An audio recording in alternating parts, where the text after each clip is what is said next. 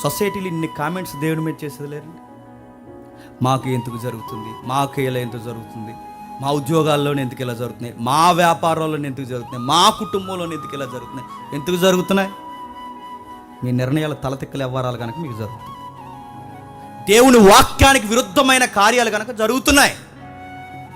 వెంటనే ఫీల్ అయిపోతారు. ఏమని చెప్తున్నా, ఆ రోజు యోబు గారికి వచ్చిన ఈ శ్రమలో చెప్పండి.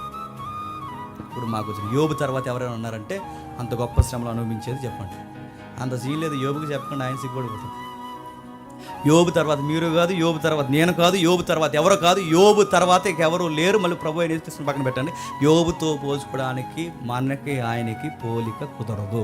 మనకు శ్రమలు వచ్చాయంటే గుర్తుపెట్టుకోండి, మెజారిటీ మన శ్రమలు మనం తీసుకున్న తప్పుడు నిర్ణయాల వల్లే వస్తాయి. ఇది మీరు ఒప్పుకున్నా ఒప్పుకోకపోయినా 100కి చెప్పండి